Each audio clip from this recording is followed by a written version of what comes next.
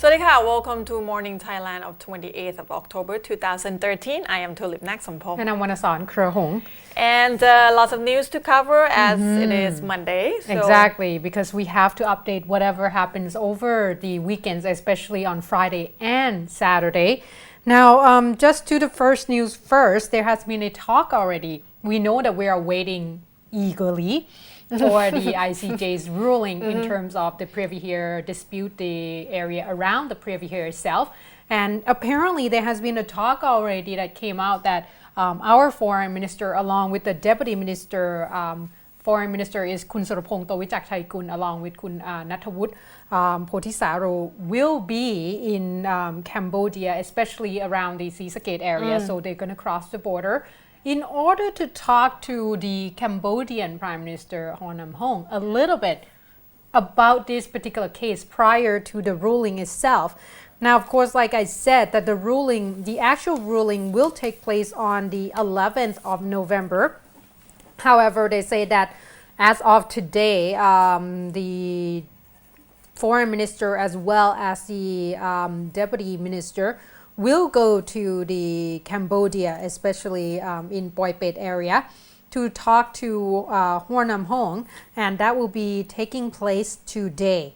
Of course, the talk obviously came 2 weeks prior to the ICJ ruling, and according to Kun Nipat Thonglek, who is the Defense Ministry Permanent Secretary, he came out on Saturday and said that this particular talk was supposed to boost the relations between the two countries.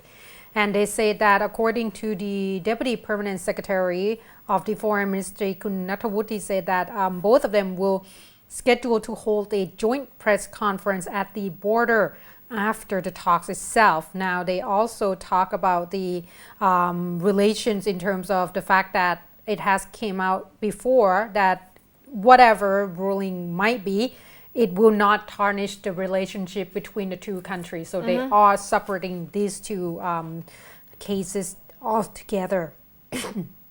And they say that there will be also a visit to the border province of Sisakhet on November the 5th to explain to the citizens around the area of Thai as well as Cambodian border and all the officials about the fact that the ruling should not affect the relationships around the area. So hopefully everything will all be nice and done. I think that this is probably in order to make sure that they ease the tension a little bit between the two countries prior to what the verdict might be on the 11th.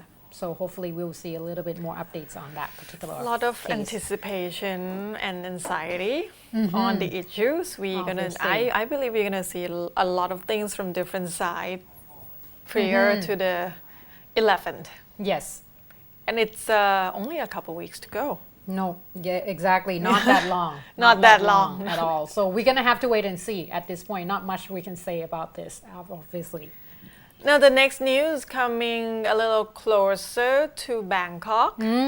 As we know that there is a protest going on at Urupong intersection right here in Bangkok. And there was a report about 20 of the protesters went into the Payathai police station yesterday to ask the police to investigate and want to press charges because reportedly there was some kind of disturbance. What would we call this?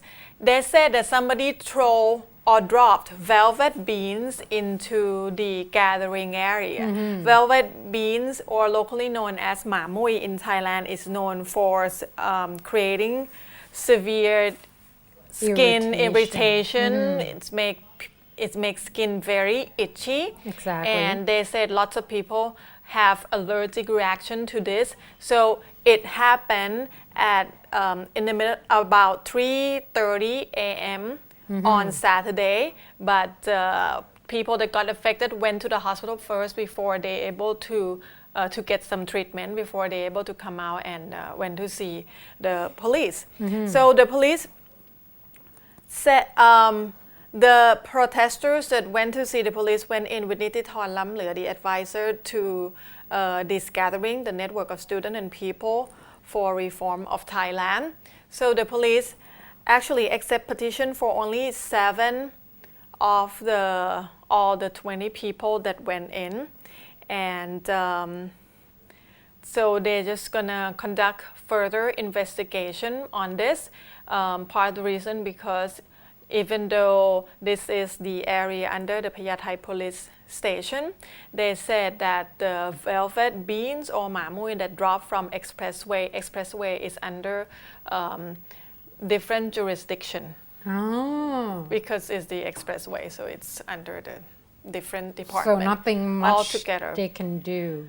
They say they're going to do the further investigation, but the thing is, this is not the first time that the protesters at Urupong station got attacked with these sort of things. The first time was somebody dropped Molotov cocktails into their protest site on October 11th from the expressway.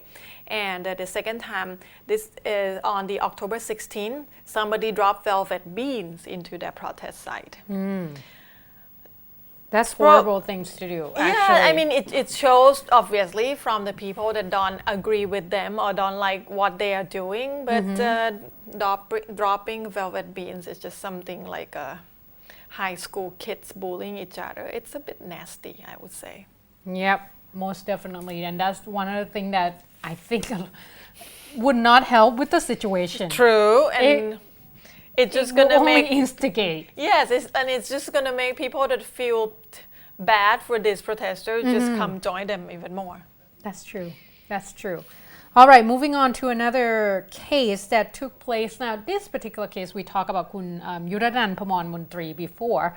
He was actually the one that, at the time of the election for the BMA Bangkok governor. Yes, he actually resigned from his post at the time as MP to actually run for the campaign, and obviously he lost. And at this point, apparently that he might be losing his right to become a politician in the next 5 years as well. They say that there already been a talk that he has a lot of undeclared assets. And of course, if you want to be a politician, you have to make sure that you're able to, explain yourself in terms of where you get all your assets. As much transparency as possible. Exactly. And plus, you're not supposed to own certain amount or, any shareholdings in certain company because it might interfere with your work as a politician.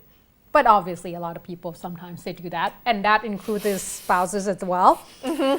It depends on what you want to do, like what kind of your tactic you want to do. Some people would just transfer their money into some other people's account. However, at this point, they say that the National Anti-Corruption Commission has told the Itsara News that there has been a big meeting, and they are talking about giving the Supreme Court or submit the Supreme Court this particular case, talking about the fact that Kun Yuranand Pamonmuntri or Kun Sam did not withhold actually the shareholding at the Villa Medica Thailand company worth about 14 million baht. So it's actually not a lot when you compare to other politicians that they have been declared. Still quite a bit. So. I mean, it's a lot for me, but if you look at the speakers from other politicians, this is not that much compared to other people. So at this point, they say that they are working on this particular case and say that after they have already looked into this particular or all his assets and such and his history. They say that there has shown quite a bit of suspicious in terms of all the declaring all his assets. So they believe that there might be some foul play into this. So they will actually take charge in this and make sure that his case will be sent to the Supreme Court as well. Now there has been a talk as well that his wife also did not declare her shareholdings in the Thai Airways company as well. So she has about 3 million baht worth of shares in that company alone. Ah. And so Thais at this point probably would be part of this as well in terms of trying to get to Kun Marisa Phamon Montri, which is his wife, who did not fully disclose all their assets and such. So at this point, they say that there has been a talk already that they would have to perhaps not prosecute, but investigate a little bit more on this particular case. And if he found to be guilty of this, what will happen is that he probably will get suspended from the political ring. Exactly, for like at least 5 years. So at this point, we're going to have to wait and see. There's no confirmation yet whether or not Supreme Court will actually accept the case or whether or not he will be charged with, whatever, obviously, guilt that he might have. But at this point, he's probably going to have a lot to explain in terms of, what happened to telling us about your shares.